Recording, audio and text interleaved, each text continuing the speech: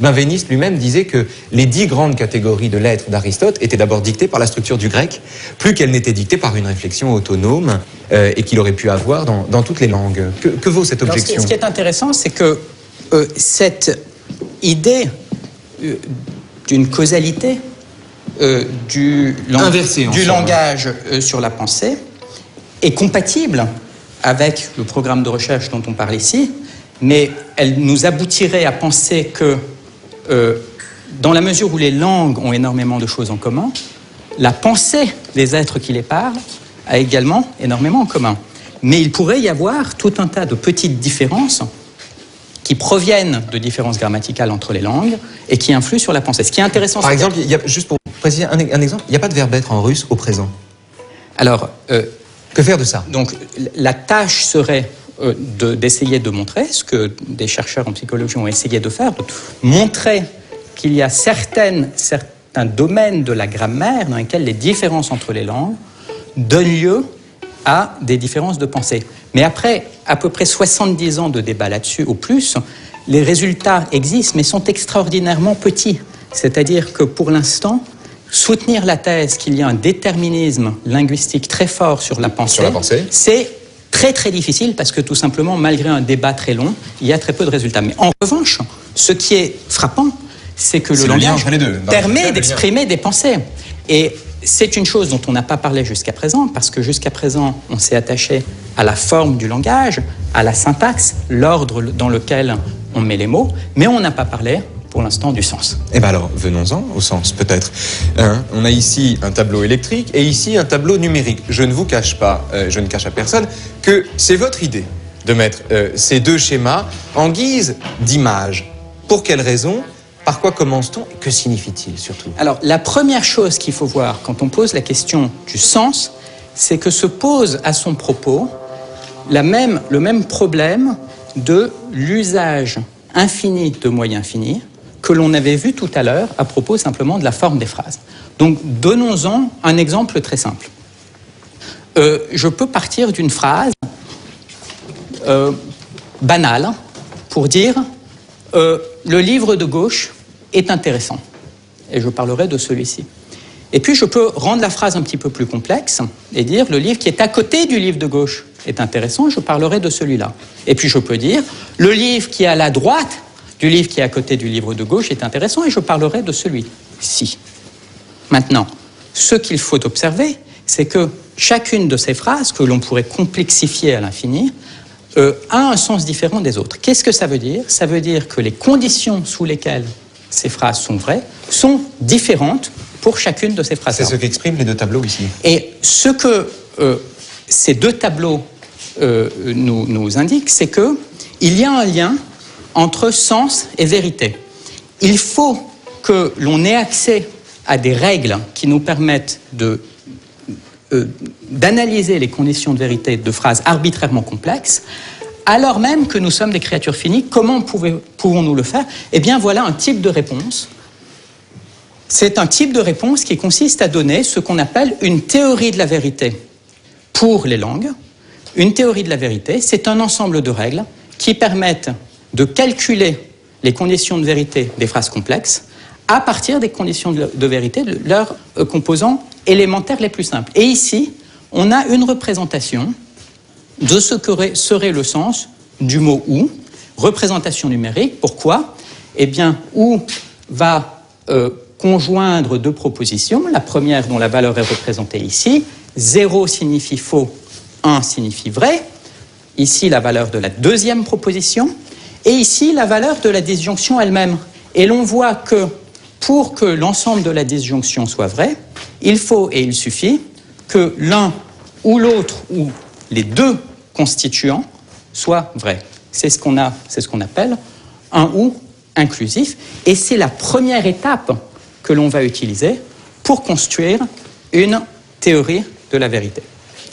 On a ici une représentation qui serait la représentation électronique la plus simple, celle qui donne lieu ensuite à l'informatique, de la même chose. Donc on se demande comment il faut que ces deux ports A et B soient pour que le courant passe et allume la lampe. Allume la lampe, ça veut dire on a une disjonction qui est vraie, donc disjonction de A et B. Si le port est ouvert, on considère que la phrase est fausse, le courant ne passe pas. Le port est fermé, la phrase est vraie, le courant passe. Pour que le courant parte de ce point et arrive à celui-là, il faut et il suffit que l'un ou l'autre port, ou les deux, soit fermés, que l'une ou l'autre des propositions soit vraie. Mais Philippe Schlenker, dans cette représentation numérique du langage, venez avec moi, cette représentation numérique du langage n'a-t-elle pas pour effet, j'allais dire, de squelettiser le langage et d'abord, d'en oublier, j'allais dire, presque la chair propre, au sens où Merleau-Ponty pourrait parler de chair du monde, et de manquer, par exemple, si on applique au langage le schème de la vérité, de manquer, par exemple, ce qu'une métaphore permettrait de dire. Si je vous dis, Albert Camus, tiens, la campagne est noire de soleil. C'est une métaphore. On voit ce qu'il veut dire, on sent ce qu'il veut dire, on a l'intuition de ce qu'il veut dire, et pourtant, le schéma que vous m'avez montré ne permet pas de l'expliquer. Que vaut cette phrase selon laquelle la campagne est noire de soleil? Comment un tableau comme celui-là est-il capable de la restituer? L'idée même d'appliquer une théorie de la vérité au langage s'est faite contre les initiateurs même de cette démarche qui voulaient l'appliquer aux langues artificielles, le langage des mathématiques en particulier. C'était l'observation de Tarski que la question d'une théorie de la vérité n'est bien posée que pour des langues artificielles. Alors comment est-ce qu'on peut malgré tout l'appliquer à des langues naturelles? Pourquoi est-ce que par exemple dans le cas du mot « ou » dont nous avons parlé tout à l'heure, ou pourquoi dans le cas d'une métaphore qui serait un cas plus compliqué, on peut malgré tout pousser la même analyse? Parce que la question c'est parce qu'il y a plus qui est communiqué par les phrases que strictement le sens. Pourquoi? Parce que nous faisons des inférences sur les intentions du locuteur. Pour revenir un instant à l'exemple que nous avions tout à l'heure, le mot « ou » que nous avons étudié était le mot « ou » avec le sens inclusif. On a l'impression dans les langues que le mot « ou » est parfois inclusif, parfois exclusif. Si je vous dis « je vais inviter Jean ou Pierre », eh bien vous allez comprendre que je ne vais pas inviter les deux, le « ou » est exclusif. Mais si je vous dis « chaque fois que j'invite Jean ou Pierre, je m'amuse bien », eh bien, je fais une prédiction en particulier sur les cas où j'invite les deux, le « ou » est inclusif. Comment est-ce qu'on rend compte, avec le type de schéma très simple que l'on avait là, de la complexité de ces faits, et comment est-ce qu'on rend compte des métaphores de la même façon? Oui, et ça, il faudra qu'on en parle tout à l'heure quand même, hein, dans le bonus et dans les éléments de nos regrets, parce que on reviendra sur cette campagne noire de soleil. Restons un instant sur la vérité, en l'occurrence. Cette phrase est fausse. C'est ce qu'on a appelé le paradoxe du crétois. Hein. Tous les crétois sont menteurs. Si celui qui le dit est crétois, alors on est coincé. Cette phrase est fausse. Si cette phrase est vraie, alors elle est fausse. Si cette phrase est fausse, alors elle est vraie. C'est insoluble. Donc, cette phrase est intéressante parce que ça a été le second argument qui avait été donné par les fondateurs de la théorie de la vérité contemporaine, Tarski en particulier, pour dire qu'on ne pouvait pas appliquer cette théorie aux langues naturelles que sont le français, l'anglais ou l'allemand.